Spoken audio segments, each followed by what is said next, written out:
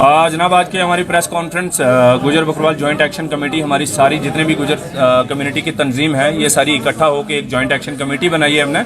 उसके चेयरमैन हमारे हाजी मोहम्मद यूसुफ साहब को चुना गया है। तो आज की हमारी प्रेस कॉन्फ्रेंस के अगराज व मकासिद तीन अहम मसले हैं। सबसे पहले no reservation to upper caste. जो वर्ड पहाड़ी यूज़ किया जाता है, बुनियादी तौर पर ये अपर कास्ट है, उसके अंदर भी लोअर कास्ट हैं बेचारे, लेकिन हमारी जो लड़ाई है वो अपर कास्ट के खिलाफ है। क्यों? रामनंदन कमीशन बना यहाँ पे और उसने ये कहा कि जनाब क्रीमी लेयर्स जो है, क्रीमी लेयर हमने रिजर्व कैटेगरीज के अंदर देखना और उनको निकालना है ताकि क्यू के अंदर लास्ट बंदा जो है उसको बेनिफिट हो सके।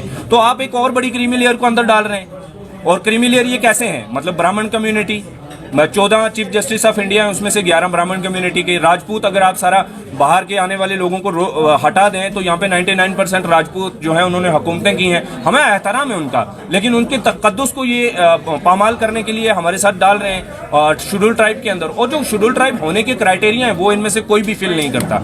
तो ये एक पॉलिटिकल टाइप का, एक वो पॉलिटिकल इंटरेस्टेड जो इनका है, एक मकसद को लेके एक डिसीजन है जिसको हम सिरे से खारिज करते हैं। और दूसरे नंबर पे ये गुजारिश करते हैं, दूसरी हमारी डिमांड ये है, जस्टिस GD शर्मा कमीशन जो है हम उसको खरी से मजम्मत करते हैं। जब उन्होंने ये कमीशन बनाया, किसके लिए बनाया? रिजर्व कैटेगरीज के लिए। रिजर्व कैटेगरी के कितने लोग थे उस कमेटी के अंदर? नो वन, कोई नहीं था।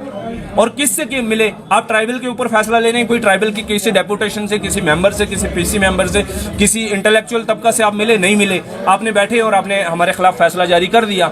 ये नहीं चलेगा, हम इसको नहीं मानते। और दूसरे नंबर GD शर्मा कमीशन के ऊपर एक और बात कि OBC और RBA के लोग भी वहां पे जम्मू के अंदर रो रहे हैं। सैनी कम्युनिटी है जो बहुत ज्यादा शोर मचा रही है कि हमें क्यों आप रिजर्वेशन के अंदर डाल रहे हैं, हमें नहीं चाहिए। तो जिनको नहीं चाहिए उनको डाल रहे हैं, जिनको बेचारों को चाहिए थे उनके अंदर आप और कम्युनिटीज को डाल रहे हैं। तो हम बेसिकली कॉन्स्टिट्यूशन ऑफ इंडिया के बेसिक स्ट्रक्चर की बात करते हैं कि बेसिक स्ट्रक्चर में कॉन्स्टिट्यूशन ऑफ इंडिया के ट्राइबल होने के लिए कुछ क्राइटेरिया सेट हैं, आप उनको डाइल्यूट नहीं कर सकते। और दूसरे नंबर पे ये जब कहा जाता है कि आपके हिस्से को कुछ नहीं होगा, तो हमें 7% सेंट्रल गवर्नमेंट की तरफ से जो अपॉर्चुनिटीज है उनमें है, 10% स्टेट के लिए है। तो हमें ओपन में फाइट करना पड़ता है सबके साथ। लद्दाखीज भी आ जाते हैं, हमारे गुरेसी भाई हैं वो भी हैं, गद्दी CP, हम सब फाइट करते हैं ओपन में सबके साथ। रिजर्वेशन के अंदर भी एक बड़ी फाइट होती है, सबके लिए खुला है वहां पे। तो ये झूठ है, सिरे से हम इसको खारिज करते हैं, क्योंकि सुप्रीम कोर्ट ऑफ इंडिया ने quota within quota and reservation within reservation का कोई प्रोविजन जो है नहीं मानने से इनकार कर दिया। और हमारी लास्ट डिमांड जो है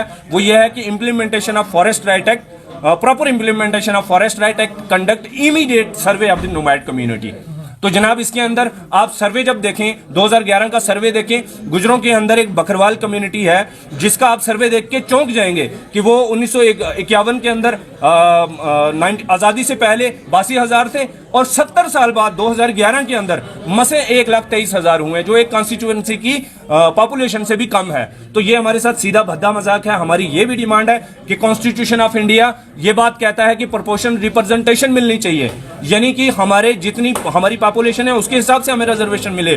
तो हमारी पहले गिनती तो हो, हम कितने हैं? आपने 15 लाख बोला है 2011 में, लेकिन हमारा मानना है 30 लाख है। अब हम जितने भी हैं आप उनका सही सर्वे कीजिए और जो हमारा हक है वो हमें पूरा का पूरा दिया जाए। यूसुफ साहब ये बताइए, जो कठुआ की तरफ इसमें पैदल मार्च कर रहे हैं, इसमें हमारी नॉन पॉलिटिकल जो भी ऑर्गेनाइजेशन थी वो इकट्ठी होके तो एक जमात बनी है। वो हम बारामूला से लेके कठुआ तक 4 तारीख से शुरू करेंगे और किस डेट को कठुआ पहुंचते हैं वो मैप जो बनाएंगे उस पर आपको मुतल्ला कर देंगे। तो पैदल मार्च का रीजन क्या, पर्पस क्या होगा? यही जो अभी तक हमारे स्पोक्स पर्सन ने बताया, इसी की वजह से हमें इकट्ठा होना पड़ा, क्योंकि हमारी ऑर्गेनाइजेशन जो थी वो काम करती थी लेकिन अलग अलग से करती थी। लेकिन इस वक्त ज़रूरत ये पड़ी हमें, पूरी कम्युनिटी को जम्मू कश्मीर में गुजर बकरवालों को ये ज़रूरत पड़ी कि हमें इकट्ठा होकर एक बैनर के तले चल के हमने ये लड़ाई जो है लड़नी है।